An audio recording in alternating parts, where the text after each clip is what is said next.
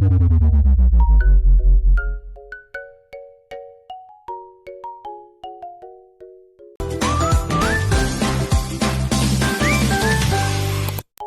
guys! For today's video ay magluluto ako ng chicken kabsa. Tara, samahan niyo ako! Nakapag-prepare na nga ako dyan ng kamatis, sibuyas, luya, bawang, bell pepper, at saka palintang, durog, at saka hindi mawala yung chicken. At meron din tayong mga spices na galing sa ating in-order na kabsa. Yes. At makikita nyo din yan mamaya kung ano yung mga pangalan dyan. At meron din tayong kabsa mix spices. So, sa isang mainit na kaldero, naglagay ako ng ghee. Kung wala kayong ghee, butter na lang. Yes. Then, igisa na natin yung ating minced onion. I-mekas-mekas lang natin yan, mga friend. And then, i-add natin yung ating garlic. Pati na rin yung ating ginger. Then, add tomatoes, bay leaves, cinnamon and dried chili, dried lemon, sultanas, and almonds. Then, ang red pepper. Then, kabsa mixes spices.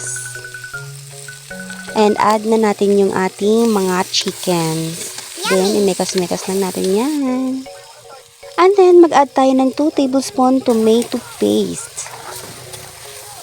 Then, halo-haluin lang natin yan. And mag-add tayo ng asin, pampalasa. And mag-add din tayo ng 4 cups of water.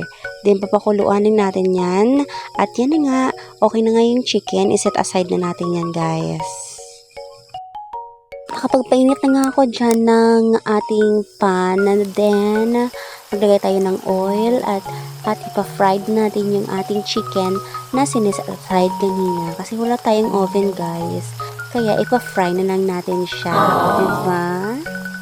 Para-paraan na lang tayo, guys. Wow! And finally guys, luto na ang ating finaray na chicken. Ako, sobrang sarap na tingnan guys. At doon nga kanina sa kinuhaan natin ng chicken, ilagay na natin yung ating binabad na basmati rice. And yan, luto na. Yummy! At tingnan nyo naman guys, napaka-yummy na tingnan. At nilagay ko na nga siya sa dahon ng saging. Kasi magmumukbang kami guys. Wow. Yes, magmumukbang kami. Hi guys! Tara, kain na tayo! Tara, kain. Mukbang na naman tayo. Mukbang na naman. Ha? Dito, dito, ay!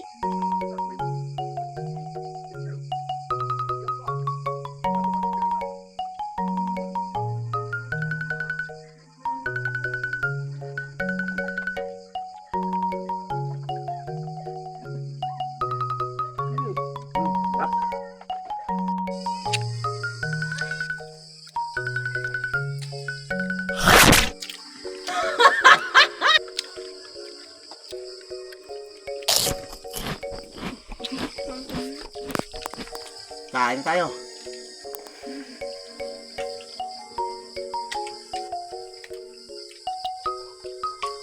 Wow! Sarap.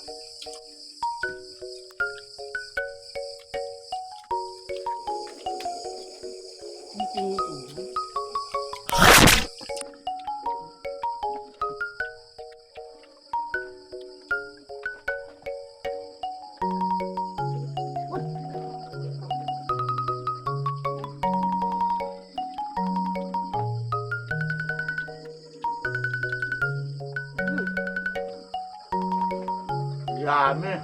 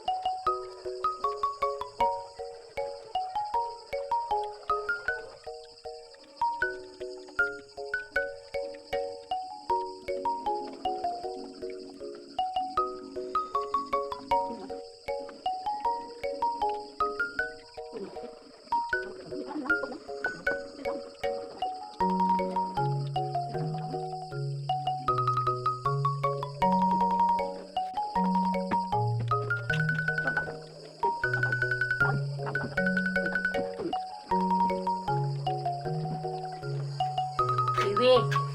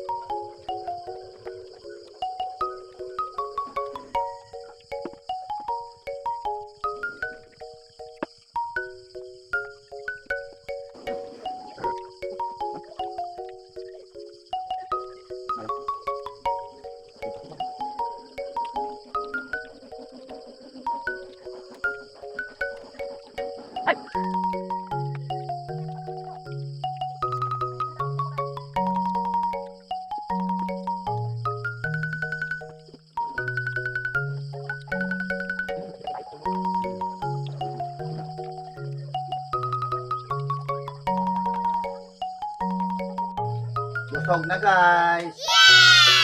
Buting na nila talaga. Na oh. Oh, wow! Kalbo na. Sa aso na lang natira. Bye-bye. Bye bye. Busog na kami.